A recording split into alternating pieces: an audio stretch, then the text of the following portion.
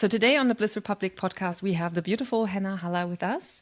Hannah is a yoga teacher, a health coach, a world traveler, and she is exploring an off-grid lifestyle in her beautiful home in Hawaii. Through her extensive yoga journey of 20 years, she built an incredible following as an influencer in the online community space. So welcome to the Bliss Republic podcast today. Thank you. Thanks for having me, Laura. You live on a 4-acre property in Hawaii. Did I see that correctly? Yeah. How is that, and how did you get there? You know, I forget that. I guess I forget how other people live a lot of times. When we're just living our lives, it's normal to us. It's our normal. And so I'm asked this a lot, and I have to really retrace my steps and think about it, because I think, the Hannah of 10 years ago or 20 years ago would see herself living in a yurt on the north shore of Maui and be like, yeah, of course, that's always what I was going to do. That's always where I was headed. I was always making moves in that direction, whether I was living abroad and woofing myself, working on organic farms, or being a work away, or find a crew, sailing.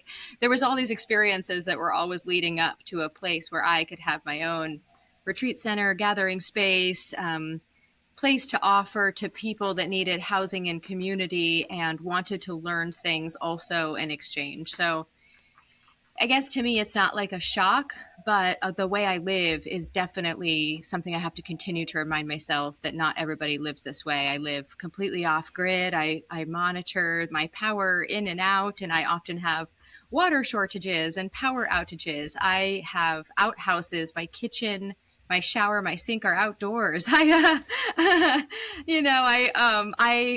travel 200 meters to use a restroom. I'm walking around my property harvesting fruit and food, and a lot of it is the dream. And I think also the compromises that I've made over the course of the last 20 years to be here, and the quote unquote sacrifices, are not something that people are privy to. They're not able to see or witness even how I live today. A lot of people, I had a friend over just recently from Encinitas, and she's like, wow, you are really living it. You are really living, you're brushing your teeth outside. And I forget all of that part that people don't really see or bear witness to a lot. And those are sacrifices that I'm happy and willing to make, but I don't think everyone is. If they were, when we think about the dream, we think about we don't think about, oh, well, I can't have a hair dryer. And we don't think about the common things. I can't have a tea kettle. I can't have a lot of the things. We think, oh, an off-grid farm, it sounds amazing, but we don't see the amount of work and effort and energy and sacrifice that goes into having animals, having a farm, having, all of the things, the maintenance that you have to do to care for places like this. And I'm lucky enough to live in a climate that's hospitable year round. Many places are not like that.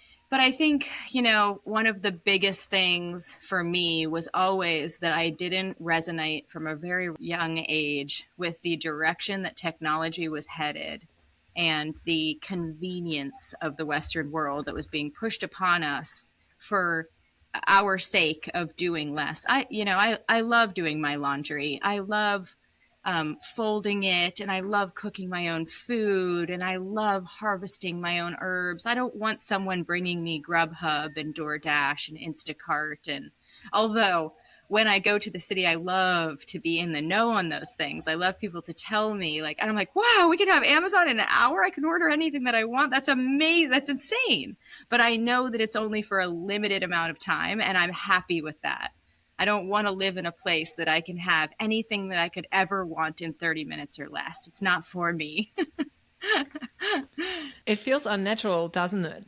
The way our technology has just taken over. And I feel that it's not advancement for us. It's actually for every step in technology that we have advanced, we actually made 2 steps backwards in being a human, right? And so it's not really, we praise it, but also what's the actual cost here?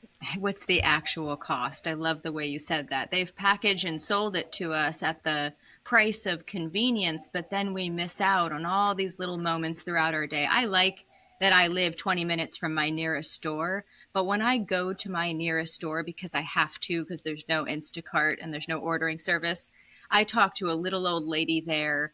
She is so sweet, and she probably makes very little money, and she lives in this place, and she probably has her whole life, and she's always nice. And I think about her life, and I just think she's one of like a godly person. I think she's an enlightened person, that she just doesn't need more than she has, and she is not jaded by coming into contact with all those people in the daily who probably often are not nice to her. And I just love and value those small, minute pieces of humanity, and I wouldn't trade them for life in the Western world.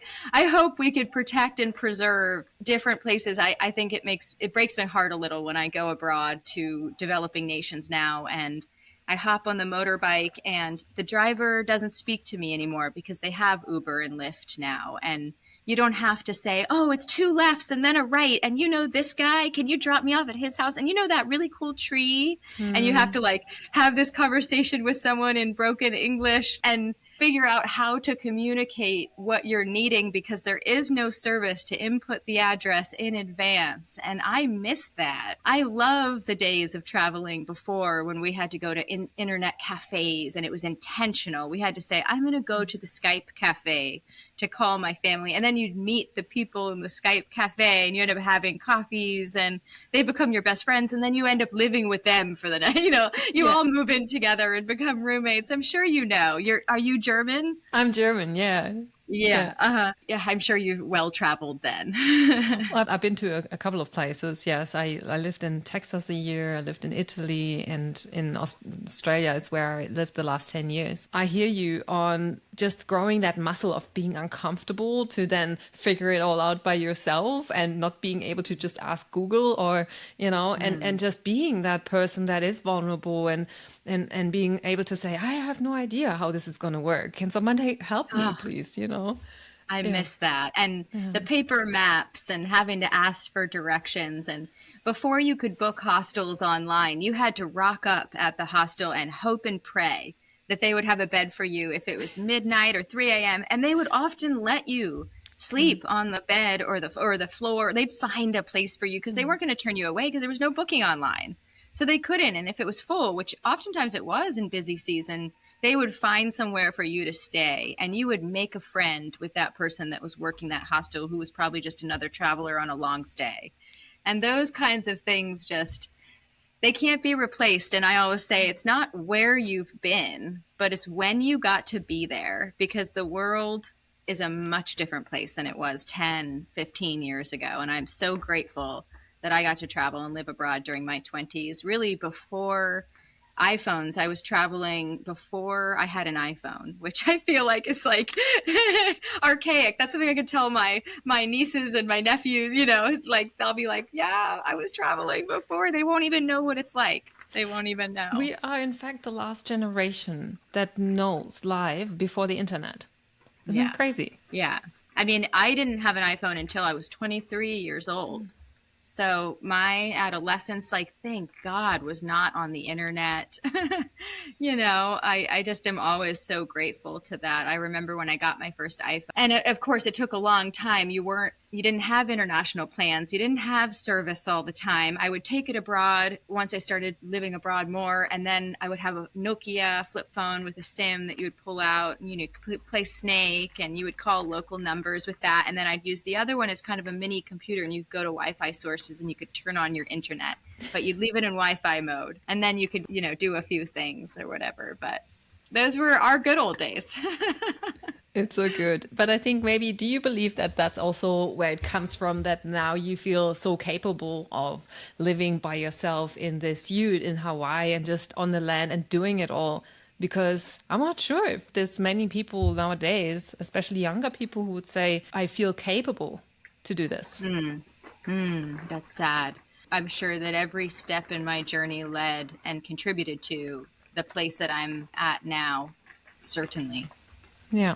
in saying that, the reason we've met is through a post that I came across on Instagram, which inspired me and also really caught my attention. And the post is about why I've chosen not to freeze my eggs. It's something that's, I feel, still so out of our control because there's so many factors that need to be considered.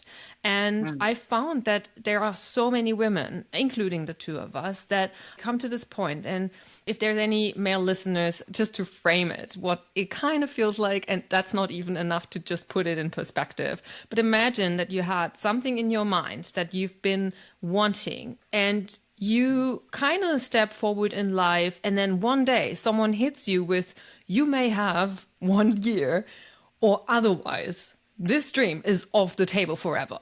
And that pressure is how we women feel. And it's so hard sometimes to just make someone else understand. And there's friends that, or people that don't understand, and they would try to consolidate you with, but I know someone who is 45 and had a child. And it's not helpful. Irrelevant.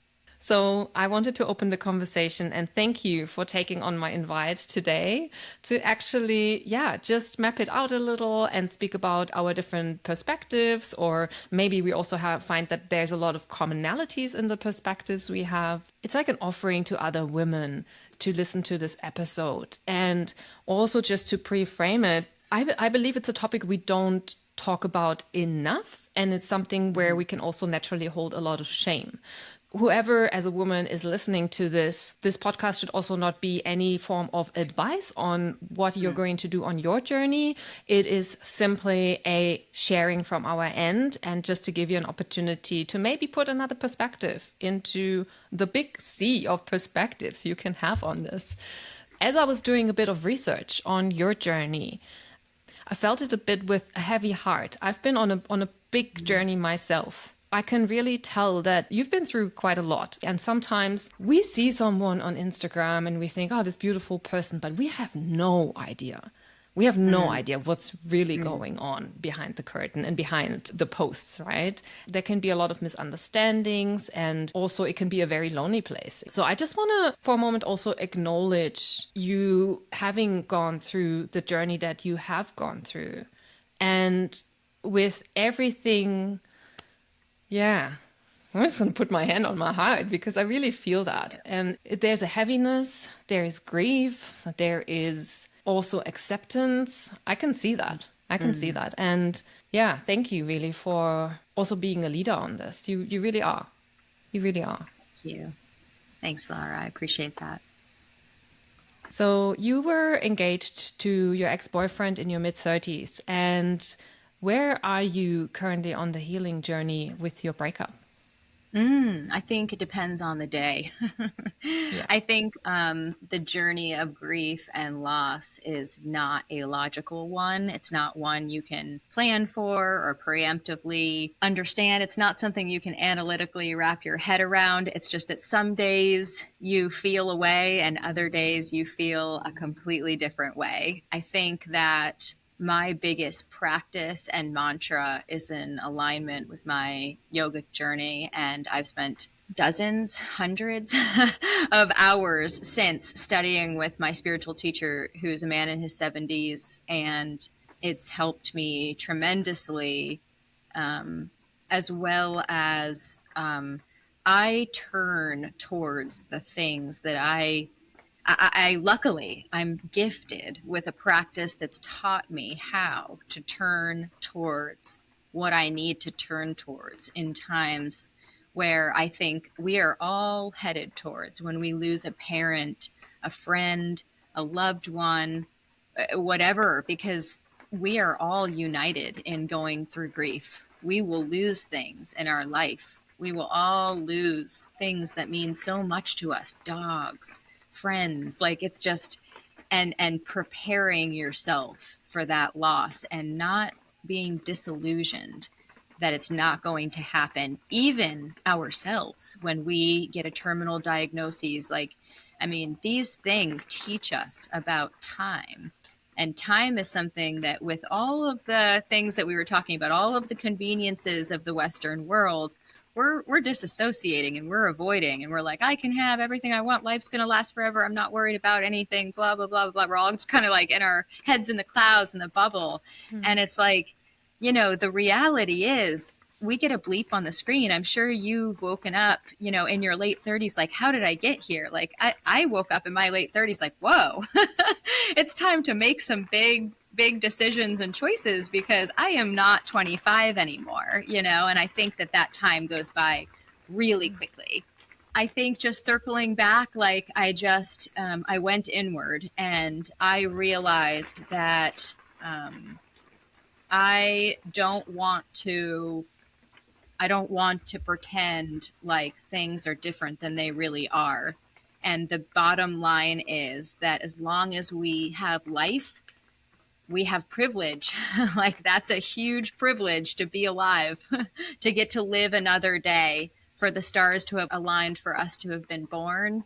And it's a reason to be grateful. And if we can remain in a state of optimism, like, wow, this was a really hard journey, but I trust in the universe, a higher power, divinity, to guide me towards my karmic lessons. And for me to receive my dharma is my biggest and greatest calling. And whatever that plan is, I am just here to receive that. It's a difficult practice. It takes a lot of work, because the daily here and there of the emotions will sway you greatly. Yeah. You mentioned also you had a baby at some point, and then you had a miscarriage. Do you want to share what happened? I had a miscarriage. I didn't ever have a baby. But yes, I had a miscarriage at 3 months, just shy of 3 months, and here on the land. And I knew instantaneously. We had ultrasounds. Everything was fine, but there was a moment where things turned, and I instantaneously knew that it was not going to happen. I think the biggest part with that is just understanding the meaning behind things like that. And I'm sure someone who's tragically lost anything in their life can really like look up and think, why me? Why now? Why did this happen to them? What is the plan here? Because if things are going in a certain direction, you're headed on a path, and I thought that was my path, and stepping wholeheartedly into that to receive that was part of what I thought was the plan. And so to have that plan irrevocably shifted in a moment's notice, and the whole plan change, you just kind of watch everything deteriorate and crumble before your eyes. And it's hard to understand why would that happen? Yeah. I appreciate you for sharing that. It's not, I have not been through it. I don't know what it's like, but I do think that it is certainly, for someone who is going through it, good to know that they're not alone in it. Yeah. I think that was my biggest reason for sharing, is that there really is so much shame around it. Everybody's very quiet about it. And it's like, man, we're all so isolated with all of our technology as it is. And to be in the midst of grief and to not feel as though you can put a hand out and ask for help is a very serious position to be in. I would say that it takes lives and threatens people's mental health to varying degrees, but to very severe degrees. And I would never want any woman to be in that situation, regardless of the circumstances. Yeah. Yeah, that's very understandable. How have you been looking after yourself and your body differently since your miscarriage? Has anything changed for you in how you think and feel about your body? I'm sure, yes. Think and feel maybe less so. I would say that there was a few maybe changes I made, especially revolving around like the fabrics of workout gear and things like that, not drawing conclusions there that anything was a result of anything else. But I think just being a little bit more mindful about what I'm putting on my skin. I think 1 in 3 pregnancies right now end up in miscarriage. That's such a high percentage that it didn't used to be that way. There are chemicals everywhere. It's something we need to be conscious of. We need to look out. Women are having to go on to vaginal progesterones or topical, and that's something my midwife recommended to me as well. There are lots of reasons why these things might happen, but I think the consciousness around whatever I can with the chemicals going even further, because like I said, I live on 4 acres on the north shore of Maui, Hawaii. Like, if the chemicals are here, they're everywhere. If I can't hide from them out here with pretty local organic food, then just know that they're everywhere. And everything that you put on your skin topically, everything that you wear on your clothes is so important. It's all important. They're all disrupting our hormones and causing implications that we can't necessarily see or draw conclusions to. Yeah, I never thought about that. That's actually a really important point. I'll definitely start considering that for myself. So let's talk about your recent post, why you decided not to freeze your eggs. I do hear from your reflections that you're not adverse to being a mom, and with all the options available to us these days and the path for you not being egg freezing, why not egg freezing? For me, I think this is a long answer. There's many reasons. I think there's many reasons why we all make decisions. We probably take many different facets of things into account. But I think one of the largest pieces for me was understanding my own cultural conditioning and knowing that my generation was fed stories about princesses finding prince, having family happily ever after. There was the heteronormative monogamous storyline was spoon-fed to us in lyrics, in music, in TV, in Disney. There was no I'm headed towards 38 and single and a business. There was none of that in our childhood. So just understanding that, like, we've been programmed in our formative years to believe that happily ever after looks a certain way. Just blanket. It's just the way it is. So I think it's extremely difficult to be able to say, is this something I truly want, or have I been swayed to believe that that's the only way to live happily? How many examples in my life do I have of women that are lifetime single with no kids, that are extremely purpose-driven and fulfilled in their careers, their work, their lives?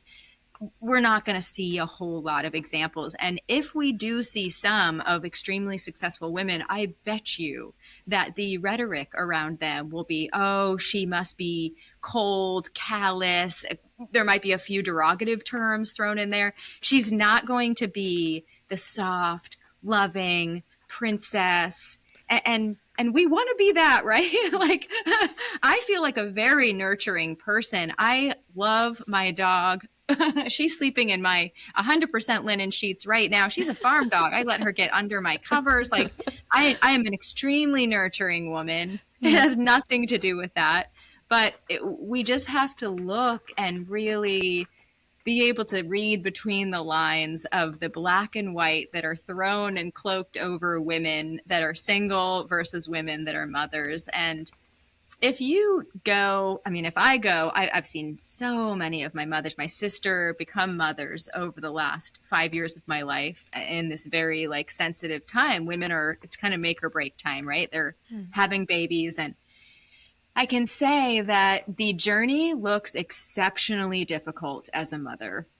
And I can take that across the board from someone who is privileged financially and has maybe nannies or maids and caretakers, house cleaners. They have help and their husbands, they don't have to work. Their husbands make the money. I mean, very privileged. Most families need to be dual income.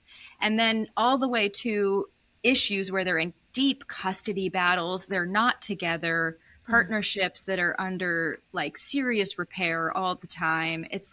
It's a wide world out there, and I watch with my eyes wide open because I want to make wholehearted decisions for myself and my life and my time, and I want to know as best I can. So I am doing the research. I'm doing the research, and the isolation today in the world affects mothers greatly. We aren't living in communities with help, and mothers are alone. If their husbands are working all day, it doesn't matter if they have a cleaner or a nanny. They're still mom. They're still alone. They need more help. Their husbands come home and are tired. They work 60-hour weeks. They work 40 hours a week. They also want to have boys' trips. It's fair on both sides of the spectrum, is from what I see. Like, they want to live their lives. They feel like they're helping. They're contributing to all the financials.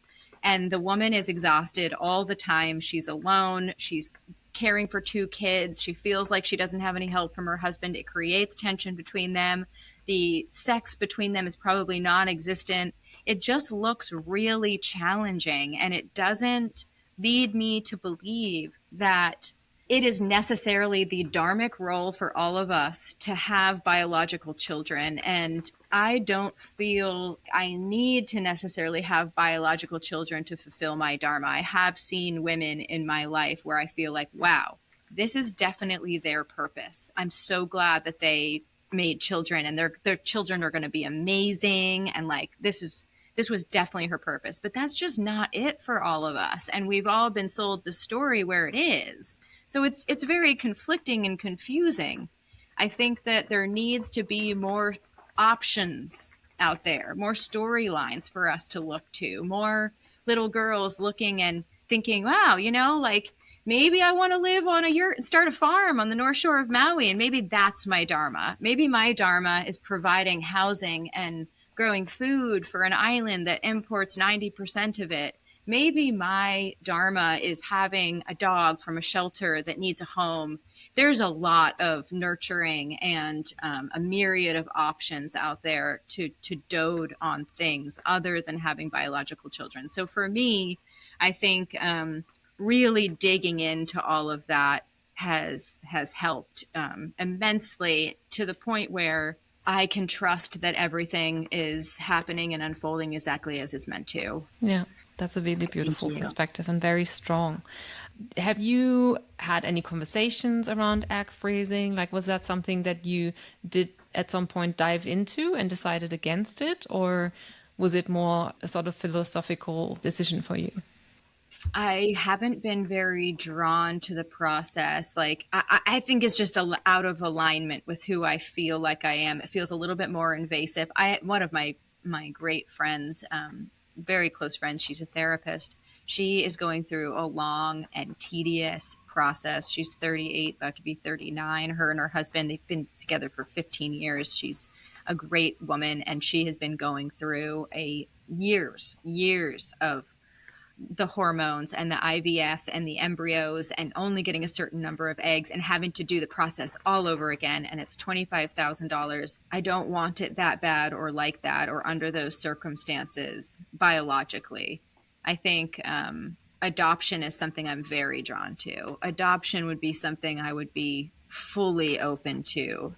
I don't feel like I need to start pursuing that path now. Like, I don't think I saw in your questions that something about if I could have children, would I have them now? I hope I'm not jumping ahead too much, but the answer is probably not. I feel very full in my life with my dog and the farm and starting new projects and diving into my art and my career and my love of life and my joy.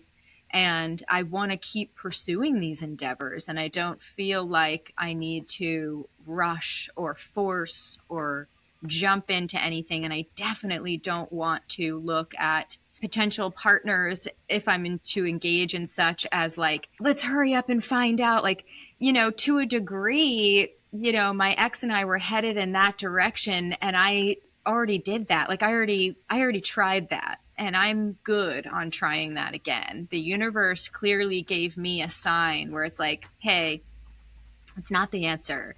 It's not the answer to try to make something happen. Like, this isn't for you. And so that message has stayed with me. And I'm like, okay, if it's not for me, then I trust you. I trust what's happening here. And I know that I have two beautiful nephews I can go to. I have, everything else that I have, and that's all fine with me. So, it's one of those questions where it's like, it's a fairy tale question to me, because would I start a family tomorrow if I don't really believe in this, met the man of my dreams personally. Like, I just think that all of that is slightly diluted. Like, none of that. Just like I was talking about with the journey of the farm, we all put these things on pedestals where we think, I want that. Look at social media. I want that. It's like, okay, well, you come live off grid and struggle with power outages and no water and figure out how to do everything yourself and build it all and trench it all in and pee outside every time you go outside, even when it's raining, and shower outside in the dark, and be prepared to walk 200 meters to like, there's so many things that it doesn't give enough about the journey. So if I was to meet an exceptional partner tomorrow, I truthfully would want to give it a very long time before I would think about like having children with that person. Like, years. I would want years to get to know that person before I decide that I want to have children with them. For me, it's not about when you know. I know people say that it's very sweet. I know it works out for some people. I love that for them. That's great. For me, I would need a very long time to decide and decipher that I want to have children with somebody. And if I do, that we would have to align on so many different topics and things. And if all of the stars aligned, then I suppose the answer could be yes. But the question is just it's too baseline. There's too many areas of gray in there for me to say, yes, definitely. And I think this is honestly part of the issue with women becoming so empowered in my generation. Look, we can do it all. Like, we are just as smart and capable. Our threshold for pain is higher. We're in progressive cities, outpacing men financially. We're taking mid-tier jobs that men feel like they might be overqualified for. We all know that, like, we run the diagnostics and men will apply for a job that they're half as qualified for, when women won't apply at all if they feel like not a 10%, like 100% quality. It's crazy. Like, so I just think with us becoming so competent and waiting until our late 30s, we're expecting partners to meet us and potentially be even a little bit like above us to lead, so that we can trust them. We can feel the masculine's safe presence and lean in. And that's just not necessarily where I feel a lot of the men in my generation are at. And I don't blame them. I wouldn't look to them and say, well, you need to do the work. It's not about that. Society has failed them as well. We've conditioned them to be stoic, non-emotional, to focus on the capitalistic dream, and money, money, money is all you're worth. Your looks and your money, you better be 6'2", have a 12-pack, and make six figures. Like, we're not looking at you otherwise. I think on the dating apps, they say that 90% of the women date 2% of the men. It's like, women need to understand that there needs to be some compromise happening too. Like, the guys that are, 6'2" with the abs are probably not going to treat you super nice, because they know that they can swipe right any day, anytime, and have a myriad of women to decide from. Women are under a time constraint. Men are not. So if you're looking for partnership with someone, like, men are biologically predisposed to spread their seed. They're not predisposed to want partnership long-term with one woman. So, like, just go back to the biology and, like, let's have a look at things here. Like, so yeah, I obviously have a lot to say on that.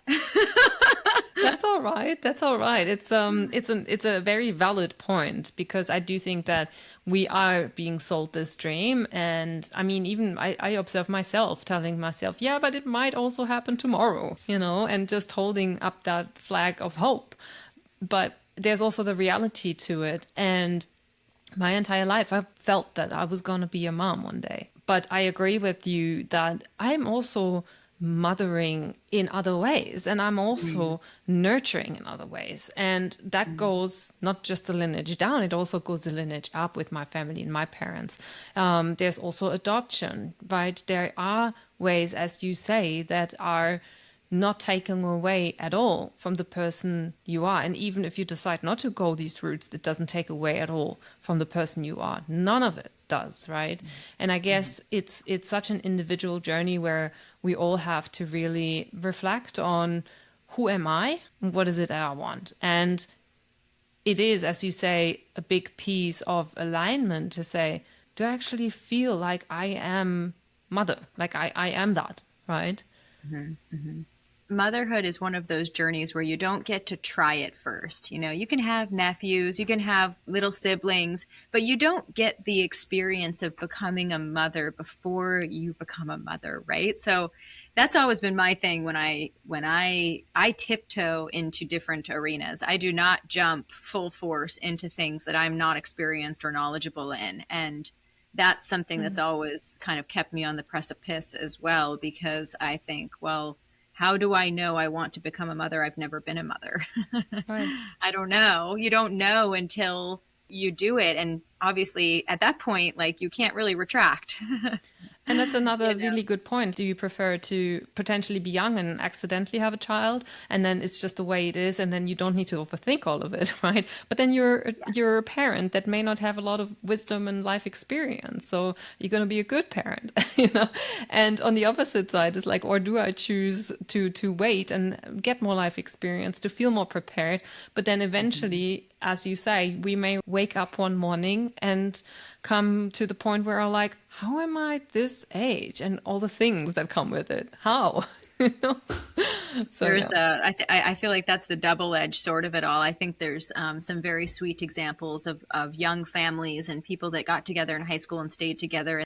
I think it's beautiful. And I love that people, even in my generation, still do that. Like, there's some people, some places that still do that. And I love that for them. And I think there's also, I can see in my own journey, there's a tier and level of, there's something that needs to happen there that was never going to happen in my journey with the way I was leading my life. Like, I was never going to meet someone when I was young and be fine to stay there, because I always was wanting to go and do more things and learn more things. And my journey just took me to many different places, which is such a privilege. But it wouldn't have allowed me to really stay in relationship. And I think that definitely happened in some of my younger years with relationship. I had to go and live abroad and travel the world and study with my teachers. And so there's a lot of different aspects of how we can be a mother. If there was an ideal scenario that isn't conditioned, but that's all you, what would that look like? Well, I mean, I feel conflicted speaking to that, because I don't know who I would be without any cultural conditioning. I can't stand in that experience because I only have this experience and I was conditioned. But so I would say that I'm very hesitant to put expectation on anything, especially at this point. I think I wouldn't want to set myself up for upset, disrest, discomfort. I think that for me, it's my practice leads me to just, understanding that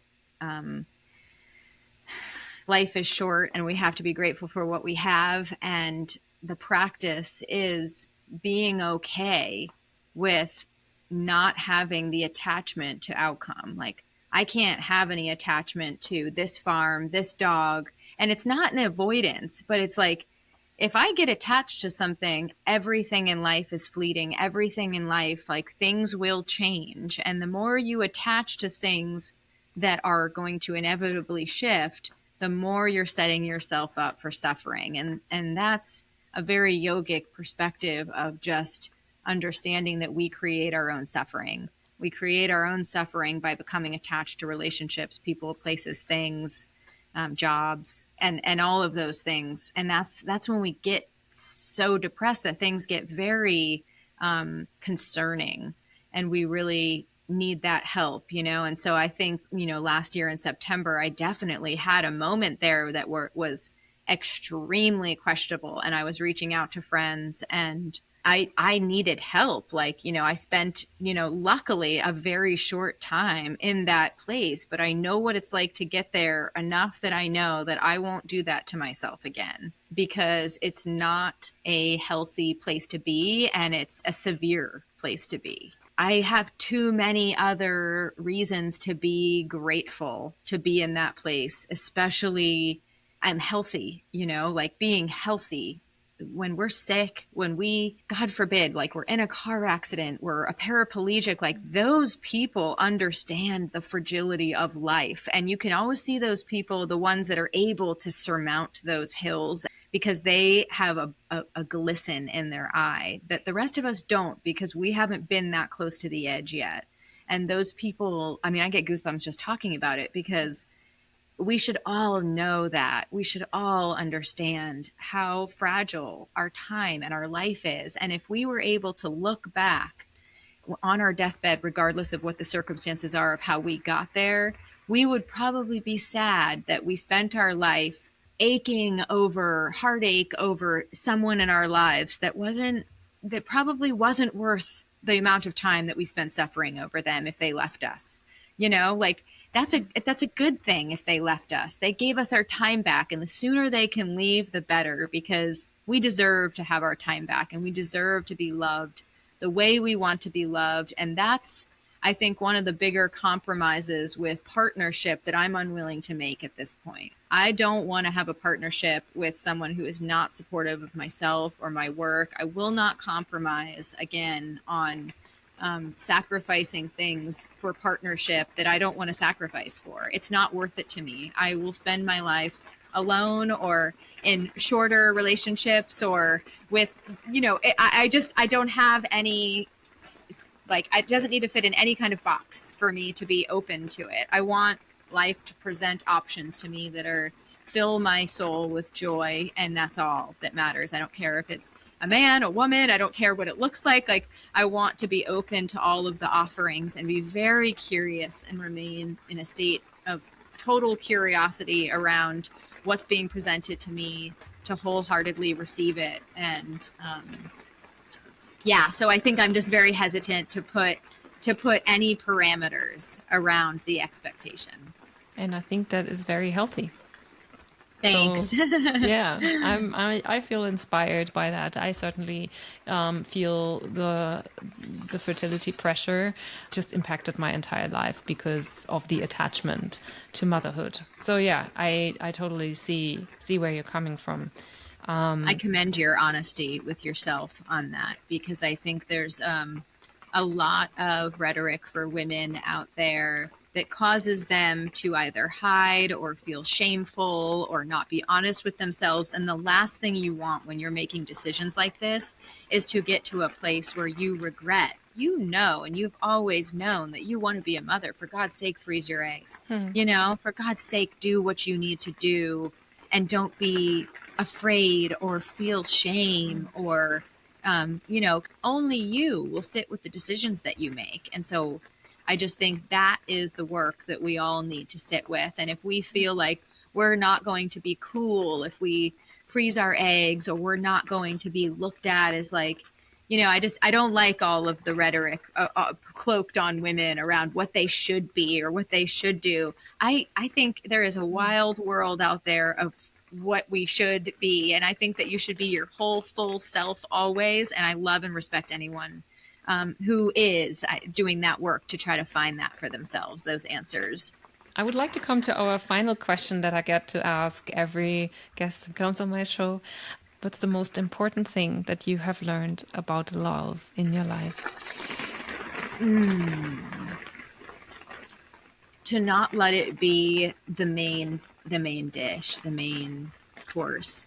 I think throughout my journey, I've been looking to women that are older in their 50s, 60s, 70s, and a lot of times even those people are getting divorced, and sometimes their husbands are leaving, or they have grown children and they're separating, and I always think, man, here I am at 37 upset that I'm going through a breakup, and this woman is 55. She's lived her whole life with this man, and he's left her, and maybe under extremely harsh conditions. And you really gain the perspective of zooming out and thinking, I can't make my partnership the whole dish of my life, because we will always come to a place, or our kids, we can't put our happiness in anyone else's hands like that.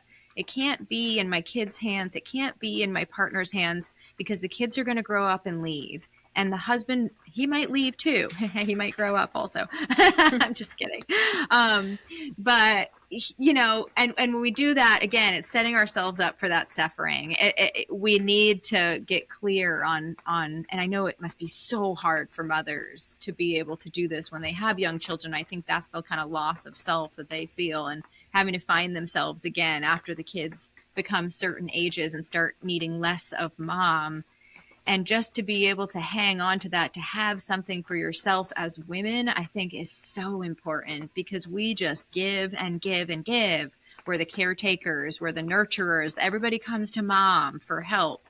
But where's mom getting help from in that whole family dynamic, And so I just think the biggest thing is the kids and the partnership and whatever else comes in your life, all is in the exterior of the pie chart, and you are at the center, nurturing and caring for yourself first and foremost, so that you can give and dote to others and nurture the world, and have something for yourself, a creative endeavor, a passion, something that you can pursue throughout your life and always come back to, that brings you to homeostasis, that really balances out your life. Beautifully said. Thank you so much. So if people would like to know a bit more about you and also about your work as a yoga teacher, I know that you offer some retreats here and there. I don't know if you have anything upcoming, but how can people connect with you? Yeah, my Instagram page, so at Hannah S. Haller, and the link is in my bio for all of my retreats and events and workshops, and I have my Substack there if you'd like to read more of my writings. I have a new collaborative project I'm really excited to release here in the upcoming months. So yeah, I think that's the best place to find what I'm up to. Okay, fantastic. Thank you so much for coming on the podcast today. Yeah, of course, Laura. Thank you. If you enjoyed this episode, please hit subscribe and share this episode with someone who can benefit from it. Have a beautiful day, bliss and bless.